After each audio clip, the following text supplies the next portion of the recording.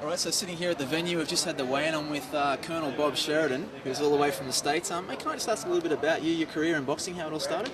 Well, Togsy, I tell you, it started a long time ago. About in the 1960s, I was working in local radio in Miami, and with the Chris Dundee gym and with Angelo Dundee and all of the great fighters that were in the Miami area, the guys that came up from Cuba and whatnot. It was still one of the hotbeds of boxing at a time when boxing was sort of off television because the influence of organized crime in the 30s, 40s, and 50s. So the station that I worked for in Miami wanted to broadcast fights. So I had a great opportunity as a young broadcaster to do about 10 fights a week for many, many years. So I got a lot of experience as a young broadcaster calling a lot of fights with great fighters down there.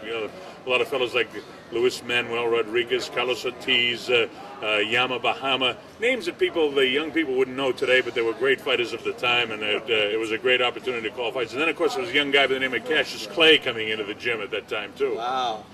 Yeah. Wow, Muhammad Ali. Now, what's the funniest name you've had to pronounce, if you can remember, like, calling a fight?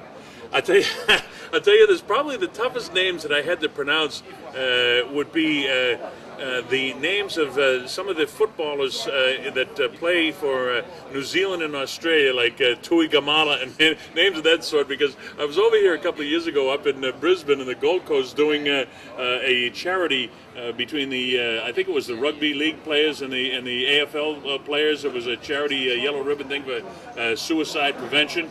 And so getting all of those names down were probably more difficult than most of the names over the years of the boxers. Right, now, you've probably been asked this a million times, but highlights in your career as far as calling fights, what's some of the great moments in sport that you've been so lucky to be there right there at ringside?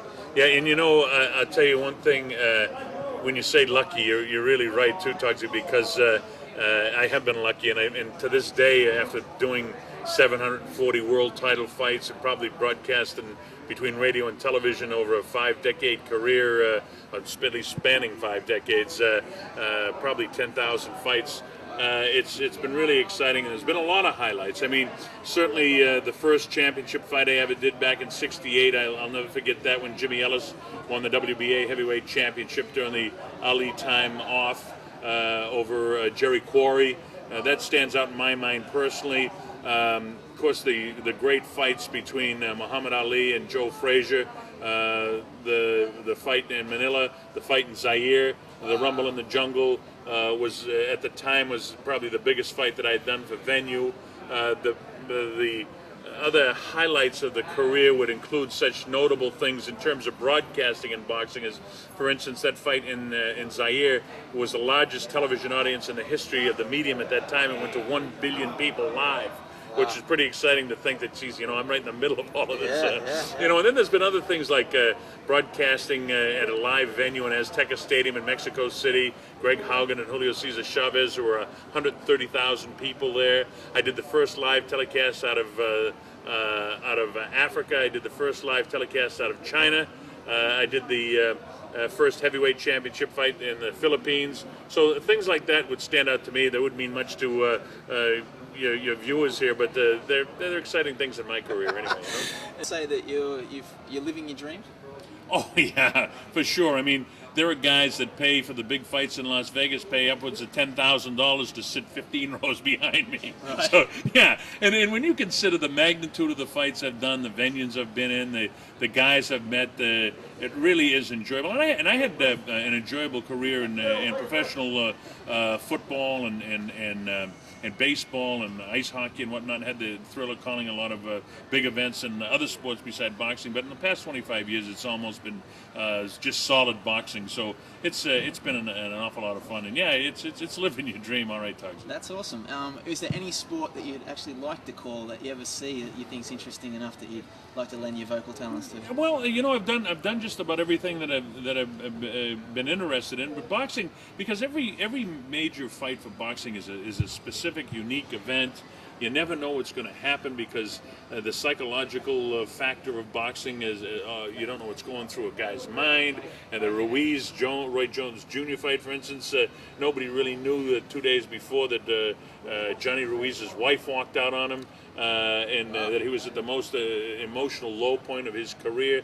Very few people realized that Mike Tyson was at his emotional lowest ebb in his career in Tokyo, when Buster Douglas, who was at his highest emotional peak, and those things play a major factor in boxing, and like I say, especially in the heavyweight division, where every round, every minute is sudden death.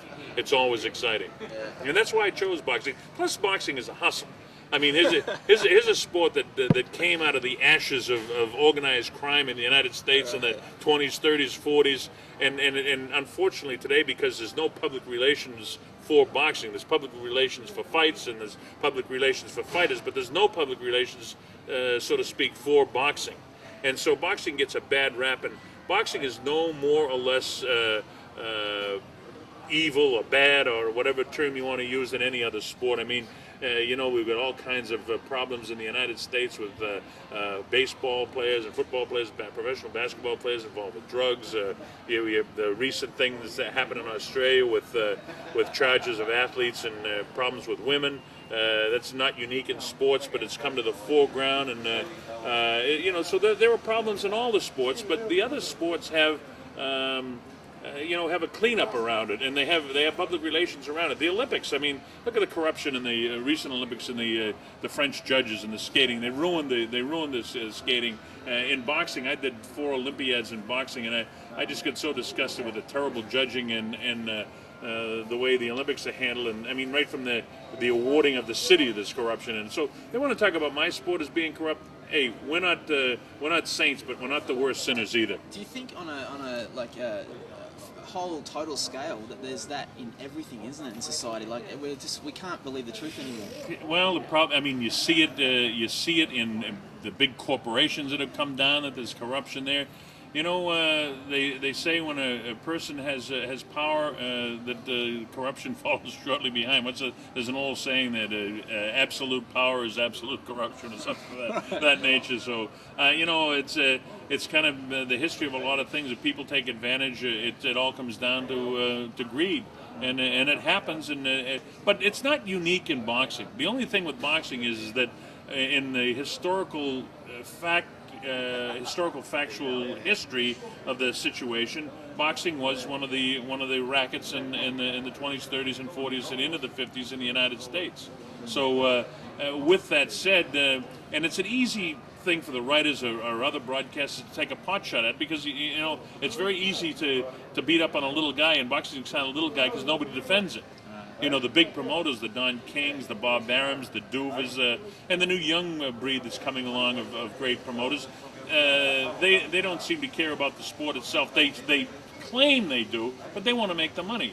Tony Caradonna, for instance, is a different sort of guy here in Penrith because he's made his money on the side. He just enjoys the sport, and he's doing a great job promoting the sport. So that's what's important.